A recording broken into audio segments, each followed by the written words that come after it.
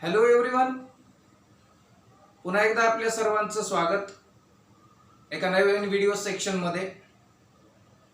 तर विद्यार्थी मित्रांनो, आपण चॅप्टर चालू केलेला आहे cell the unit of life. तर याच्या चौथ्या व्हिडिओ सेक्शन कडे आज आपण जाणार आहोत आणि आपण चर्चा करायला सुरुवात करणार आहोत. तर पूर्वी आपण बोललो होतो, ह्या चॅप्टर मध्ये आपल्याला there is a two important type of the cell will discussed in this chapter. या चॅप्टर मध्ये ना आपल्याला दोन अतिशय महत्त्वाच्या सेलच्या प्रकारांचा डिटेल मध्ये अभ्यास करायचा आहे. त्यातला पहिला प्रकार आज आपण सुरुवात करणार आहोत. And the first type of such cell is a prokaryotic cell. तिला कोणती सेल म्हणू आपण? प्रोकॅरियोटिक सेल असे म्हणणार. आणि मग चला तर मग without wasting our time we just have to move towards the content. आपल्या कंटेंट कडे आपण वळू. तर मग बघू प्रोकॅरियोटिक सेल काय असणार आहे.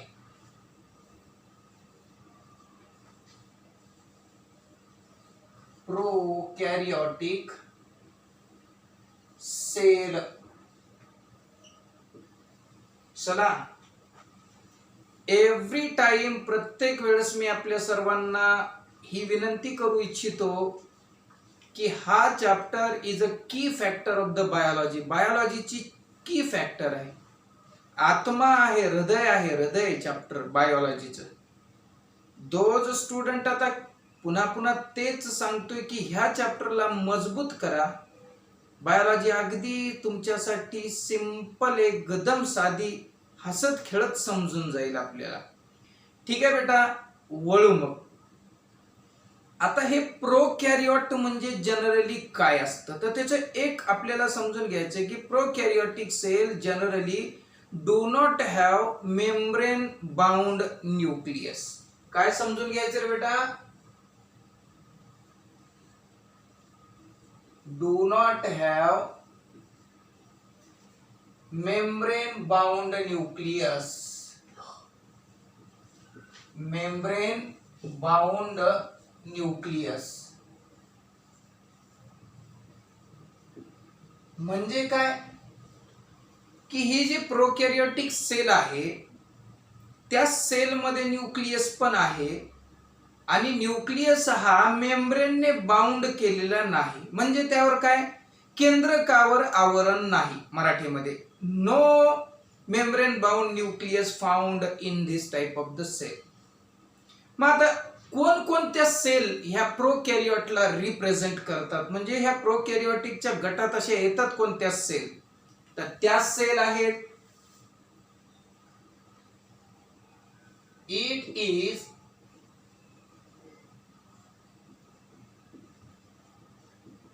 Represented by. ह्या जे सेल्स आहेत ह्या कोणत्या सेल्स असणार आहेत? तर त्या सेल आहेत बॅक्टेरिया. ती सेल आहे बॅक्टेरिया, ज्याला जीवाणू म्हणतो. दुसरी आहे BGA म्हणजेच blue green algae. Blue green algae म्हणजे काय रे? नील हरित शेवाळ.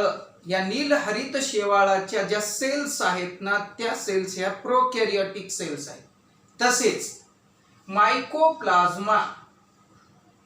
मायकोप्लाझ्मा लास्ट टाइम आपण बघितलं होतं, स्मॉलेस्ट सेल आहे ही मायकोप्लाझ्मा आहे. आणि PPLO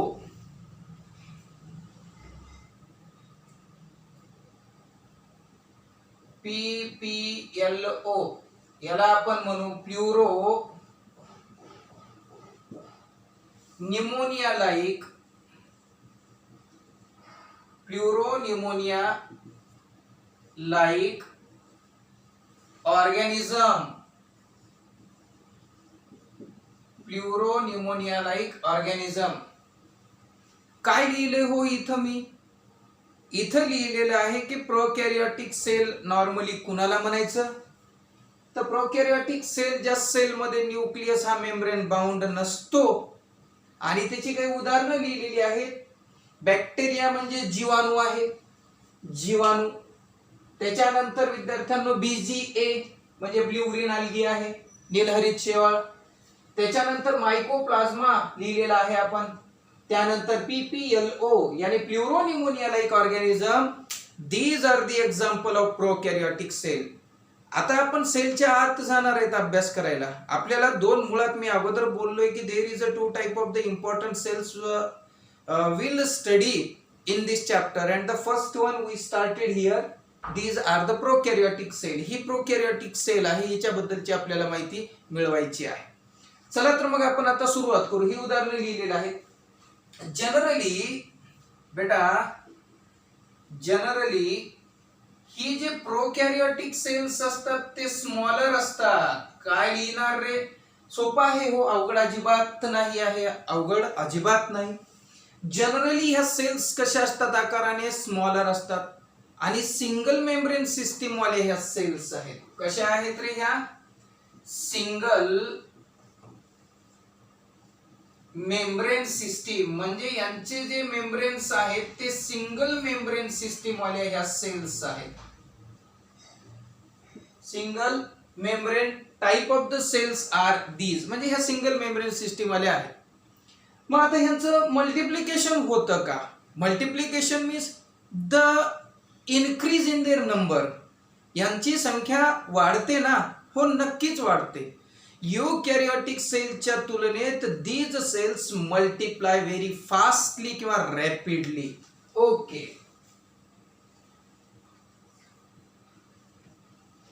it multiplies very rapidly, very rapidly than eukaryotic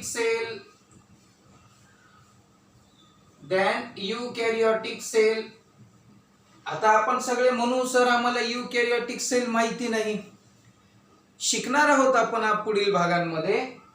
पण आता सध्या सांगायचं आहे की प्रोकॅरियोटिक जी सेल आहे तिचं जे मल्टिप्लिकेशन होतं, म्हणजे तिची संख्या जी वाढते ना, तर ती संख्या कंपॅरेटिव्हली फास्टर वाढते, म्हणजे जलद गतीने आपल्याला ती वाढलेली दिसते. ओके, आता बेटा पुढे जायचं. यांच्या शेप आणि साईज बद्दल बोलू. दे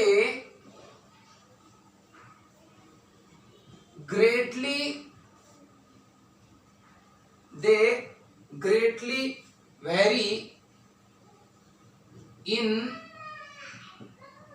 size and शेप. म्हणजे याचा साईज आणि शेपचा जर विचार केला ना तर ठीक आहे ना, अगोदर बोललोय आकाराने छोटे असतात, मेम्ब्रेन एकेरी असतं, मल्टिप्लाय व्हेरी फास्ट होतात आणि त्यांच्या शेप आणि साईज मध्ये काय आहे तर शेप आणि साईज मध्ये जनरली विद्यार्थ्यांनो त्या दिसतात आम्हाला कशा तर वेगवेगळ्या. मग बघू तर normal shape of the bacteria कसे दिसतात बघू. Basic shape of bacteria. बॅक्टेरियाचे बेसिक शेप कसे असतात? बॅक्टेरियाला शेप आहे. बॅक्टेरिया वेगवेगळ्या शेप मध्ये असतात. बॅक्टेरिया कसे असतात? वेगवेगळ्या शेप मध्ये प्रेझेंट आहेत. उदाहरणामध्ये बॅसिलस जे आहेत ते रॉड लाईक असणार आहेत. म्हणजे पहिलं घेऊ बॅसिलस, त्यांचा आकार आहे रॉड लाईक. रॉड कसा असतो रे? एखाद्या ह्या सरळ, हे बघा ह्या पद्धतीचा असा आपल्याला रॉड दिसणार आहे. या रॉड लाईक टाइप सेल असणार आहेत. कोण? बॅसिलस. आता दुसरा प्रकार कोणता यांचा? कॉकस. दुसरा कॉकस. ह्या कॉकस कशा असणार आहेत? स्पेरिकल असणार आहेत. स्पेरिकल. स्पेरिकल यानी कशा? गोलाकार. ह्या गोलाकार सेल्स अशा दिसतील बेटा. त्या गोलाकार सेल्सला आम्ही काय म्हणणार आहोत तर कॉकस टाइप असे म्हणणार आहोत. तिसरा प्रकार असणार आहे विब्रिओ. तिसरा प्रकार असणार आहे विब्रिओ. विब्रिओ बी काय आहे? विब्रिओ हा कॉमा शेप्ड आहे. कॉमा शेप्ड माहिती आहे, आपण मराठी लिहिताना किंवा इंग्लिश लिहिताना जसा कॉमा देतो त्या कॉमाच्या शेप मध्ये असणार आहेत. कॉमा म्हणजे काय, स्वल्पविराम आपण ज्याला म्हणतो, तो स्वल्पविरामासारखे आकार असणारे इथं विब्रिओ नावाचे तुम्हाला काही प्रोकॅरियोटिक सेल्स नक्कीच दिसून येणार आहे. चौथा आहे बेटा स्पायरिलियम.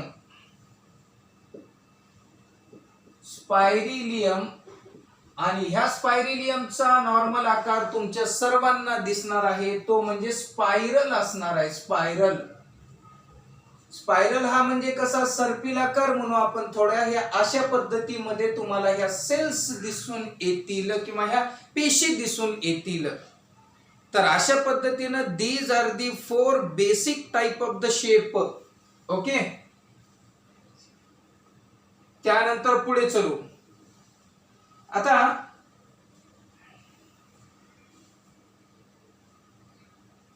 BVSC आपण याला म्हणू शकतो. शॉर्ट मध्ये लक्षात ठेवायचं असेल तर याला आपण शॉर्ट मध्ये लक्षात ठेवू BVSC, bachelor of veterinary science. Bachelor of veterinary science म्हणजे कुणाचा डॉक्टर, जनावरांचा डॉक्टर. तर B stand for bacillus, V stand for vibria, vibrio, C stand for coccus आणि S स्टँड फॉर कोण, स्पायरिलम. म्हणजे काय झालं म्हणणं, आता म्हणणं असं झालं की आम्ही हा BVSC bachelor of veterinary science, मग हे कुणाचे शेप झाले, तर इथं शेप झालेले आहेत बेटा, हे आपल्या बॅक्टेरियाचे शेप झालेले आहे. ठीक आहे, आता जाऊ थोडस पुढं. Organisation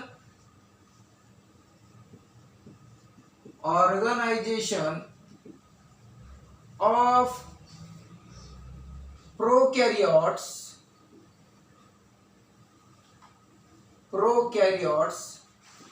is fundamentally similar.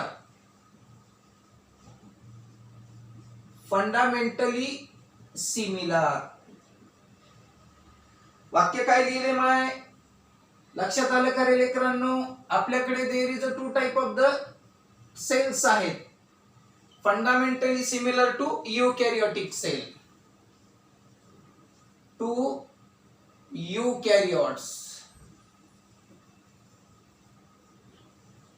ठीक आहे ना?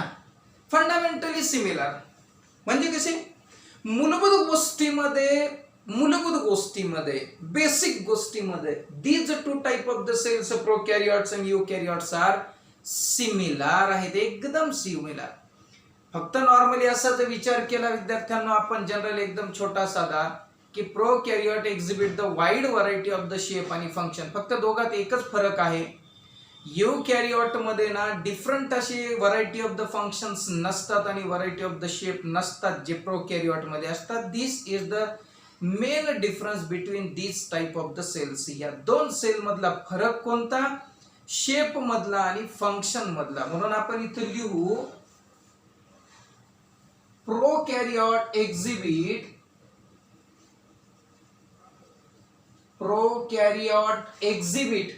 याने दाखवतात, त्यात दिसून येतं. एक्झिबिट काय दिसतं, एक्झिबिट करतात काय, तर wide variety of shape, wide variety of shape and function. वाक्य लक्षात घ्या रे बाळांनो, काय बोललोय आपण की there is a 2 important type of the additional properties are found in the prokaryotic cell which is normally absent in the eukaryotic cell. Eukaryotic cell मध्ये नसलेल्या 2 प्रॉपर्टीज ह्या आपल्याला प्रो मध्ये दिसतात. This is the another important type of the काय, तर difference between these 2 cells. Okay, पुढे जाऊ. मग मी बोललोय फंडामेंटली जशी रचना वगैरे म्हणतो, स्ट्रक्चर म्हणतो, सेम आहे. कुणाचं, प्रोचं, यूचं. फक्त त्याच्या फंक्शन मध्ये आणि आकारांमध्ये बदल असतो, बस बाकी सगळ्या गोष्टी कशा सेम असतात. ओके, ऑल प्रोकॅरियोटिक सेल जे आहेत, जेवढे प्रोकॅरियोटिक सेल दिसतील त्यांना तुम्हाला सेल वॉल दिसेल surrounding the cell membrane. Okay, all prokaryotic cell prokaryotic cell have cell wall surrounding cell membrane. म्हणजे काय रे, सेल मेम्ब्रेनच्या भोवती किंवा सेल मेम्ब्रेनच्या नंतर आम्हाला कोण दिसून येणार आहे, सेल वॉल दिसणार आहे. मराठीमध्ये आपण म्हणू, मी लास्ट टाइम बोललोय की विद्यार्थ्यांनो इथं प्लाझ्मा मेम्ब्रेन म्हणजेच सेल मेम्ब्रेन होय, पेशीचं आवरण होय, आणि सेल वॉल म्हणजे पेशीची भित्तिका होय. तर ह्या गोष्टी अत्यंत गरजेच्या आपल्याला बघायच्या आहेत.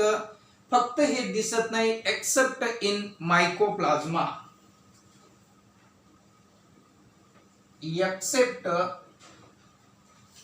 इन मायकोप्लाझ्मा म्हणजे मायकोप्लाझ्मा नावाच्या सेल मध्ये तुम्हाला हे दिसणार नाही. बाकीच्या सर्व सेल्स मध्ये तुम्हाला प्लाझ्मा मेम्ब्रेन म्हणजे सेल मेम्ब्रेन आणि त्याच्यानंतर सेल वॉल दिसणार आहे, म्हणजे यात शंकाच नाही. ओके, आता ह्या सेल मध्ये तुम्ही म्हणताय की सर सायटोप्लाझम असेल का? असेल, नक्कीच आहे. It contains cytoplasm. It contains cytoplasm. बेटा सायटोप्लाझम म्हणजे कोण? पेशी द्रव्य. तर ह्याच्यामध्ये पेशी द्रव्य आहे.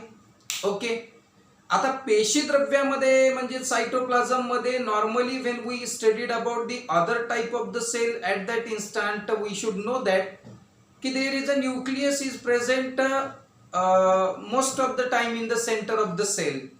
सेलच्या सेंटर मध्ये आम्हाला न्यूक्लियस अनेक सेल मध्ये दिसतो. बहुसंख्य सेल मध्ये nucleus were situated in the centre of the sale.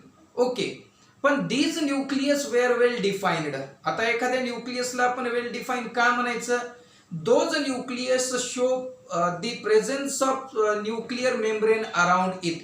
एखाद्या केंद्रकावर एखाद्या न्यूक्लियसवर न्यूक्लियर मेम्ब्रेन असेल तर आपण त्याला वेल डिफाइन्ड म्हणायचं, जर नसेल तर त्याला वेल डिफाइन्ड म्हणायचं नाही. मग प्रोकॅरियोटिक टाइप मध्ये जो न्यूक्लियस असतो तो वेल डिफाइन्ड नसतो. म्हणून आपण लिहू इथं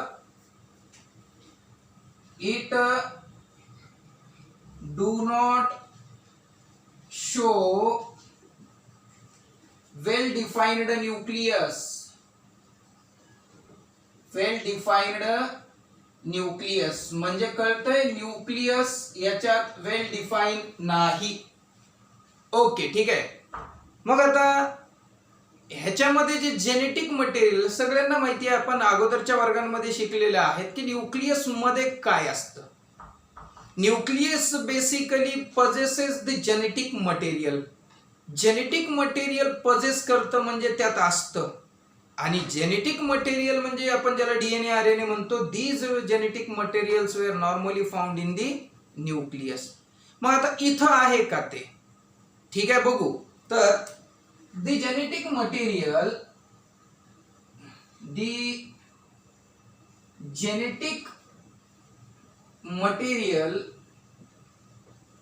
is naked.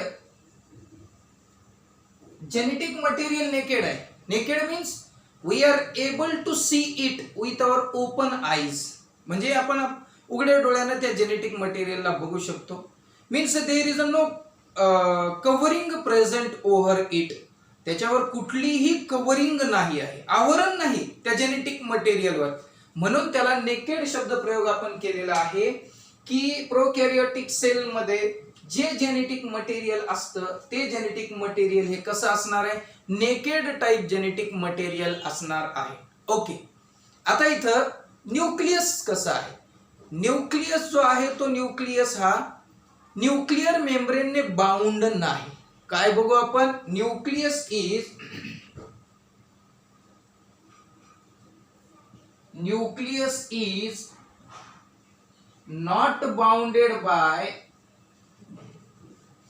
not bounded by nuclear membrane.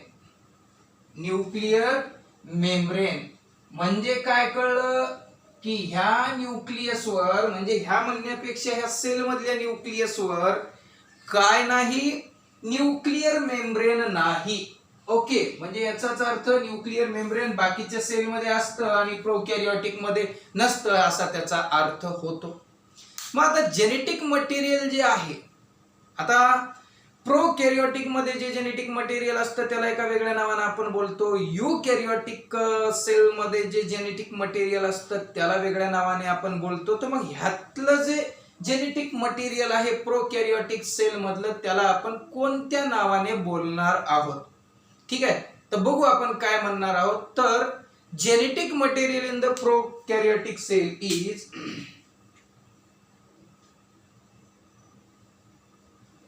genetic material in prokaryotic cell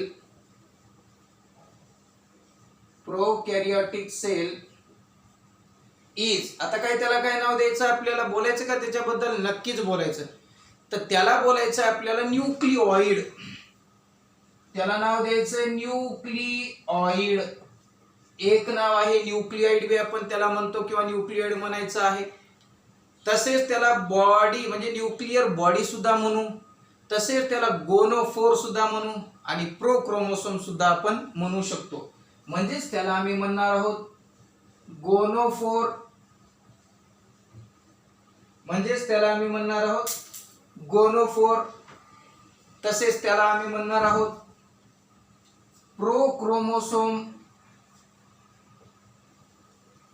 प्रोक्रोमोसोम आणि लगेच आपण त्याला असं पण म्हणू शकतो किंवा म्हणणार आहोत. तर ते आहे की गोनोफोर झालं की आपण लगेच न्यूक्लिअर बॉडी असे सुद्धा म्हणू. म्हणजे न्यूक्लिअर बॉडी असे आपण म्हणणार. ETC म्हणजे इतकी नावं. मग आता MCQ साठी काय काय गोष्टी लक्षात घ्यायच्या आहेत आपल्याला? MCQ साठी काय काय लक्षात घ्यायचं आहे? तर जनरली अगदी एका मिनिटामध्ये मी सगळ्यांना सांगतोय. बेटा ह्या ठिकाणी प्रोकॅरियोटिक सेलचा अभ्यास करताना त्याची जी काही एक्झाम्पल्स आहेत त्या एक्झाम्पल बद्दल बघा, बोला. त्यानंतर बेटा हे 4 एक्झाम्पल्स अतिशय गरजेचे असणार आहेत आपल्याला नीटच्या परीक्षेसाठी. तसेच PPLO याचा फुल फॉर्म अत्यंत गरजेचा असणार आहे, फुल फॉर्म. तसेच विद्यार्थ्यांनो स्मॉलर मेम्ब्रेन सिस्टीम आहेत, रॅपिडली मल्टिप्लाय होतात. तसेच डिफरंट टाइप ऑफ द त्याचे जे शेप आहेत त्या शेप बद्दल आपल्याला नीट मध्ये अत्यंत इम्पॉर्टंट माहिती ठेवावी लागेल. तसेच विद्यार्थ्यांनो आपल्याला असे सांगावं लागेल की ज्यावेळेस आम्ही प्रो आणि युकॅरियोटचा फरक करतो तर या दोघांमध्ये काय फरक असणार आहे, नेमका कशामध्ये, ते आपल्याला लक्षात घ्यायचं आहे. तसेच बेटा मायकोप्लाझ्मा मध्ये कशामध्ये काय हे नसतं की मायकोप्लाझ्मा मध्ये सेल मेम्ब्रेन सेल वॉल यात फरक नक्कीच आहे. त्यानंतर बेटा पुढे जाऊन आपल्याला लक्षात घ्यायचंय की कोणत्या प्रकारच्या सेलमध्ये जेनेटिक मटेरियल नेकेड असतं, या नीट साठी हे गरजेचं. तसेच कुणामध्ये न्यूक्लिअर मेम्ब्रेन नसतं हे गरजेचं. जेनेटिक मटेरियल जे असतं जेनेटिक मटेरियल ते जेनेटिक मटेरियल नसतं कुणामध्ये हे अत्यंत गरजेचं आहे ते. आणि त्याच्या म्हणजे जेनेटिक मटेरियल जे आहे ते जेनेटिक मटेरियलची काय नावं आहेत तर ती नावे कोणती आहेत ते बघायची. तर आपण आताच बोललोय जेनेटिक मटेरियल बद्दल.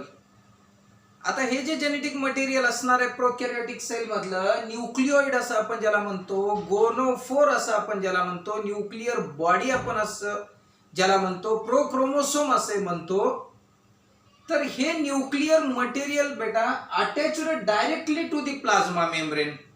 प्लाझ्मा मेम्ब्रेनला अटॅच होत असतं ते जेनेटिक मटेरियल. कुणाचं? प्रोकॅरियोटिक सेलचं. आता इथं लक्षात घ्या ही एखादी प्रोकॅरियोटिक सेल आहे बेटा. या प्रोकॅरियोटिक सेल मध्ये हे सेल मेम्ब्रेन आहे ज्याला आपण मेसोसोम असे सुद्धा म्हणू. आणि मेसोसोमला म्हणजे ह्याला आपण हे कन्सिडर करू बेटा सेल वॉल. सेल वॉल आहे, हे सेल मेम्ब्रेन आहे, सेल मेम्ब्रेन किंवा त्याचं दुसरं नाव आपण आता बोलतोय ज्याची चर्चा मेसोसोम. मेसोसोम आहे, एकाचेच 2 नाव. आणि हे आहे बेटा हे जेनेटिक मटेरियल.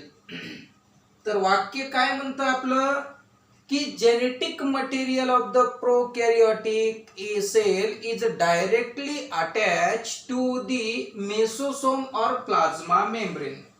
आता हे कोण आहे न्यूक्लिओइड जेनेटिक मटेरियल. कशाला चिटकलंय? इथं आहे बेटा हा न्यूक्लिओइड. याला आपण नाव देऊ, हा न्यूक्लिओइड आहे, जेनेटिक मटेरियल आहे. जेनेटिक मटेरियल कशाला चिटकलंय? तर मेसोसोमला किंवा प्लाझ्मा मेम्ब्रेनला. ठीक आहे बेटा. आता बघू हे मेसोसोम म्हणजे काय असणार आहे. तर mesosome is a specialised differentiated form of the cell membrane. वाक्य परत एकदा.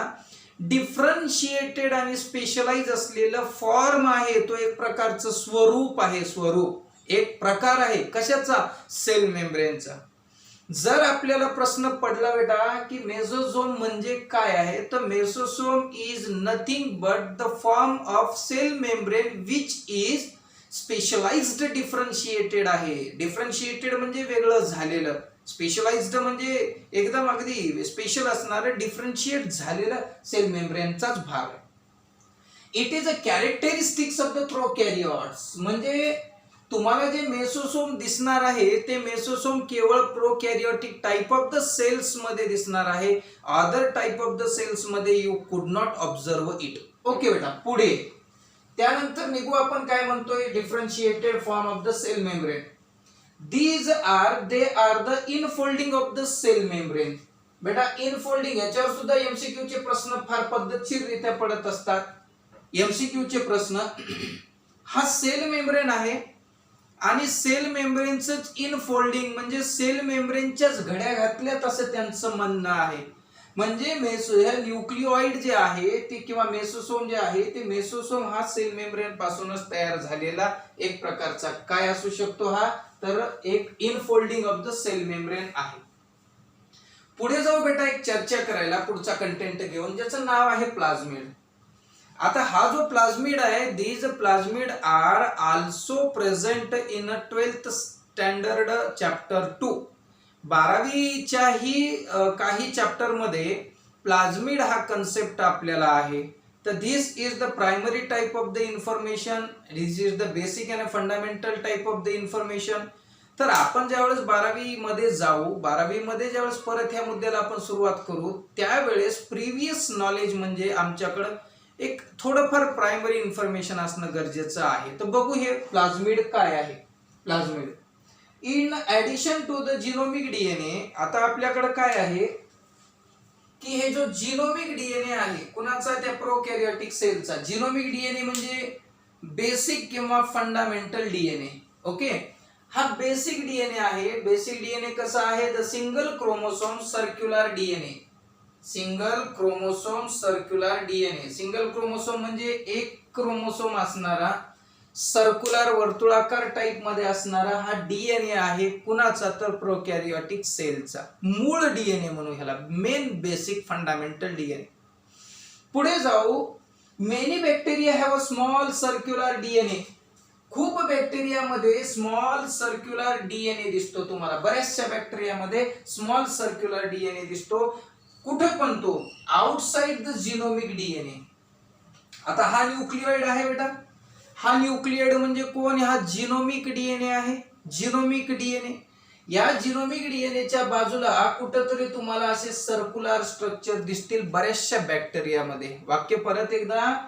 तर outside the genomic DNA of the bacteria there is a small circular DNA outside this genome. ह्या जिनोमच्या बाहेर, सेलच्या आतच पण जिनोमच्या बाहेर तुम्हाला एक सर्क्युलर स्ट्रक्चर दिसणार आहे आणि त्या सर्क्युलर स्ट्रक्चरला आम्ही प्लाझ्मिड असे म्हणणार आहोत. मी प्लाझ्मिड बद्दल आपल्या सगळ्यांना वन्स अगेन काइंड रिक्वेस्ट करू इच्छितो की आपण फोकस करा आता, कारण पुढच्या वेळेस 2-3 चॅप्टर मध्ये आपल्या ह्याचा खूपच छान संपर्क येणार आहे. बायोटेक्नॉलॉजी असेल, जेनेटिक इंजिनिअरिंगशी रिलेटेड काही इश्यू असतील, बऱ्याचशा गोष्टींमध्ये ह्याचा पुढा आहे. म्हणून माझ्या माहितीस तो for your kind information you should need to paid your whole attention and proper attention towards it. म्हणजे खूप लक्ष द्या. म्हणून प्लाझ्मिड काय, बॅक्टेरियाच्या जेनेटिक किंवा जिनोमिक डीएनएच्या बाहेर सेलच्या आतच अजून एक कोण असतो, न्यूक्लियर म्हणजे जेनेटिक मटेरियल आहे, and that genetic material is considered as a plasmid. Plasmid हे डिफरंट टाइप मध्ये प्रेझेंट असतात. Plasmids are found in different type. For example इथे आपल्याला आर टाइप एक दिलेला आहे, आर टाइप दिलाय, आणि दुसरा दिलेला आहे एफ टाइप. आपल्याला अभ्यास करायचा आहे आर टाइप प्लाझमिडचा आणि एफ टाइप प्लाझमिडचा. आर टाइप प्लाझमिड काय करतो, तो रेजिस्टंट टू अँटीबायोटिक. आर याने रेजिस्टंट, रेजिस्टन्स याने प्रतिरोधक, अँटीबायोटिकला प्रतिरोधक आहे. ज्या बॅक्टेरियामध्ये तो असा असतो, कोण आर फॅक्टर आर प्लाझमिड असतो, त्याच्यावर अँटीबायोटिक प्रतिजैविकांचा काहीही परिणाम होत नाही, कारण ते त्याला रेजिस्टंट आहे. आणि एफ प्लाझमिड हा दुसरा प्लाझमिड आहे. F stand for fertility factor. Fertility factor साठी तो बॅक्टेरिया मधला जो प्लाझमिड आहे तो अत्यंत इम्पॉर्टंट रोल प्ले करत असतो. म्हणून हे एमसीक्यू साठी फार गरजेचं आहे की व्हॉट आर स्टँड, आर स्टँडची काय क्वालिटी आहे आणि एफ ची काय प्रॉपर्टी आहे किंवा एफ चा फुल फॉर्म काय आहे ते प्लाझमिडच्या बाबतीत लक्षात घेणं. आता बघू हे प्लाझमिड, प्लाझमिड म्हणलो की एक जिनोमिक डीएनएच्या बाहेर असलेला small circular additional DNA present असतो, त्याला आम्ही प्लाझमिड असे म्हणतो. मेनी बॅक्टेरियात तो असतो. त्याचं काय काम आहे? Plasmid used in the biotechnology. Plasmid biotechnology मध्ये आणि जेनेटिक इंजिनिअरिंग मध्ये म्हणजे अनुवंशिक अभियांत्रिकी जी असते, अनुवंशिक अभियांत्रिकी, त्या अनुवंशिक अभियांत्रिकीमध्ये आणि बायोटेक्नॉलॉजी ज्याला आपण जैव तंत्रज्ञान म्हणतो, त्या तंत्रज्ञानांमध्ये आणि ह्या सायन्सच्या बायोलॉजीच्या मोस्ट डेव्हलप्ड फॅकल्टीज मध्ये हा plasmid play very important role, खूप इम्पॉर्टंट रोल आहे. पुढे plasmid DNA confer the unique phenotypic character. आता इथं फिनोटिपिक कॅरेक्टर आहे. फिनोटिपिक कॅरेक्टर म्हणजे कोणते character? Those character which is expressed in the next generation, म्हणजे पुढच्या पिढीत दिसणाऱ्या गुणधर्मांना, स्पष्ट क्लिअरली दिसणाऱ्या गुणधर्मांना फिनोटिपिक कॅरेक्टर असे आपण म्हणतो. टू सच बॅक्टेरिया, अशा बॅक्टेरियाकडे ते कॅरेक्टर्स आहेत. वन सच कॅरेक्टर इज, मग आता एखादं कॅरेक्टर सांगा मग तसं की जे आपल्याला पुढच्या पिढीमध्ये दिसूनच येतं. तर such character is a resistant to the bacteria, म्हणजे बॅक्टेरियाला जे रेजिस्टन्स म्हणजे प्रतिरोधकपणा जो आहे बॅक्टेरियाचा, बॅक्टेरियाचा जो प्रतिरोधकपणा आहे त्याच्याकडे तो जो ॲबिलिटी आहे, ती जी कॅपॅसिटी आहे, कॅपॅबिलिटी आहे, ते जे कॅरेक्टर आहे, ते कॅरेक्टर त्याच्या ॲडिशनल असलेल्या प्लाझमिडमुळे त्याला प्राप्त आहे. म्हणजे प्लाझमिड ॲडिशनली त्याला गरजेचाच आहे. आणि other important thing is that की when we are removing the plasmid, आम्ही हा प्लाझमिड जर ह्या बॅक्टेरियामधून काढून टाकला तर बॅक्टेरियाच्या सर्वायवलवर काही फरक पडेल का, म्हणजे त्याच्या जगण्यावर? नो, काहीही फरक पडणार नाही. This bacteria can spend its life और लिव्ह इट्स लाईफ नॉर्मली, म्हणजे असं काही ॲडिशन नाही. पुढे चला next, such character is resistant to the bacteria. Plasmid DNA used, important आहे आताचा मुद्दा. हा जो प्लाझमिड डीएनए आहे त्याचा वापर आम्ही करतो मॉनिटर बॅक्टेरियल ट्रान्सफॉर्मेशन, म्हणजे बॅक्टेरियाचं ट्रान्सफॉर्मेशन. बॅक्टेरियाचं ट्रान्सफॉर्मेशन याने रूपांतरण करणे होय, रूपांतरण बॅक्टेरियाचं with foreign DNA. Foreign DNA सोबत आपल्याला काय करायचं आहे तर त्याला रूपांतरित करायचं आहे. रूपांतरित म्हणण्यापेक्षा फॉरेन म्हणजे अमेरिकेचा नव्हे किंवा आपल्या भारत सोडून बाहेरचा डीएनए बद्दल नाही बोलत आपण. आउटसाइड द सेल, सेलच्या बाहेरचा डीएनए, एक सेल सोडून तिच्या बाहेरचा डीएनए, त्याला आपण फॉरेन डीएनए म्हणू. त्या फॉरेन डीएनए ला जर मिक्स करायचा असेल, आता उदाहरणामध्ये इकडे लक्षात घ्या बेटा, हा एक आमच्याकडे एक डीएनए आहे एवढा आपला, हा प्लाझमिड आहे. तर ह्या प्लाझमिडला आम्ही काय करू शकतो मुलांनो, तर बेटा आपण ह्याला कट करू शकतो प्लाझमिडला इथून, हे बघा एवढा भाग, आणि ह्या एवढ्या भागामध्ये आम्ही दुसरा डीएनए, दुसऱ्या कुठल्याही सेलचा डीएनए ऍड करू शकतो. हे फक्त कुणामध्ये करू शकतो आम्ही? प्लाझमिड मध्येच करू शकतो. This is the property of the plasmid.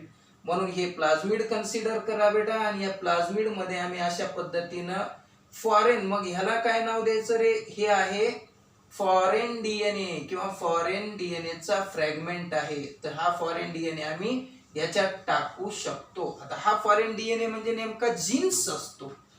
आपण ज्यावेळेस जेनेटिक इंजिनिअरिंग आणि हे जे काही बायोटेक्नॉलॉजी आहे त्यामध्ये अगदी डिटेल आपल्याला शिकण्यासाठी हे आहे.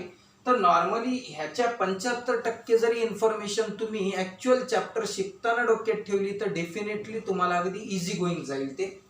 त्यानंतर जाऊ बेटा आपण पुढच्या मुद्द्याकडे. रिझर्व्ह फूड मटेरियल यांच्यामध्ये काय असणार आहे? फूड मटेरियल रिझर्व्ह कोणता असणार आहे? तर रिझर्व्ह फूड मटेरियल जर समजा आपण BGA ब्ल्यू ग्रीन अल्गी मध्ये जर विचार केला तर सायनोफायसियन स्टार्च चे ग्रॅन्युल्स असतील, कण असतील ते स्टार्च, अँड लिपिडचे ग्लोब्युल्स असतील. Globule means the larger molecule. लिपिडचे लार्जर मॉलिक्यूल प्रेझेंट असतील ज्याला आपण लिपिड ग्लोब्युल्स असे म्हणू. पुन्हा MCQ ला हा पण विचारला जाईल की reserve food material present in the blue green algae. Blue green algae मध्ये रिझर्व्ह फूड मटेरियल काय असेल? तर उत्तर आहे सायनोफायसियन स्टार्च किंवा लिपिड ग्लोब्युल आहे. आणि लास्ट आहे की हे जे बॅक्टेरिया आहेत, बॅक्टेरियामध्ये कोणत्या प्रकारचं आपल्याला मटेरियल दिसून येईल? तर बॅक्टेरियामध्ये आपल्याला ग्लायकोजन आणि ग्रॅन्युल्स ऑफ द प्रोटीन. ग्रॅन्युलला मराठीमध्ये आपण म्हणू की ते एक प्रकारचे कण आहेत, पार्टिकल्स आहेत. तर विद्यार्थ्यांनो, आज आपण ह्या प्रोकॅरियोटिक सेल बद्दलची माहिती मिळवलेली आहे. प्रोकॅरियोटिक सेल मध्ये प्लाझ्मिड काय असतो, न्यूक्लियस कशा पद्धतीने असतं, जेनेटिक मटेरियल कसं असतं, ह्या संदर्भातली थोडीशी माहिती मिळवलेली आहे. तर I would like to requesting to everyone, तुम्ही हे पुन्हा पुन्हा व्हिडिओ बघा आणि आपल्याला बायोलॉजी जर सोपी करायची असेल तर एक माझा precious type of suggestion to everyone. Precious suggestion आहे सर्वांना. बायोलॉजी अवघड वाटण्याचं कारण काय? यातल्या शब्दांचा आपल्याला परिचय नसतो. म्हणून फॉर युअर काइंड इन्फॉर्मेशन, आपण शब्द जितके जास्त 11वी सायन्स मध्ये आपल्याला जमवता येतील, जेवढे जास्त शब्द त्याचे टर्म्स आपल्याला समजतील, तितकी 12वी इझी गोईंग असणार आहे. म्हणून हा एक वैयक्तिकरित्या माझा सल्ला असणार आहे आपल्या सगळ्यांना की बायोलॉजी अवघड वाटण्याचं एकमेव कारण म्हणजे त्यातल्या टर्म्स आहेत त्या. ठीक आहे बेटा, तर मी आपल्या सर्वांची या ठिकाणी रजा घेतो आणि आपल्याला सर्वांना काही अडचण असेल या संदर्भातली तर माझ्या व्हॉट्सअप नंबरशी मला कनेक्ट होऊन तुमच्या काय अडचणी आहेत त्या शेअर करू शकतो. नक्कीच त्याचं सोल्युशन मी आपल्या सर्वांना देण्याचा प्रयत्न करणार आहे. तर तोपर्यंत till then, good bye and God bless you all.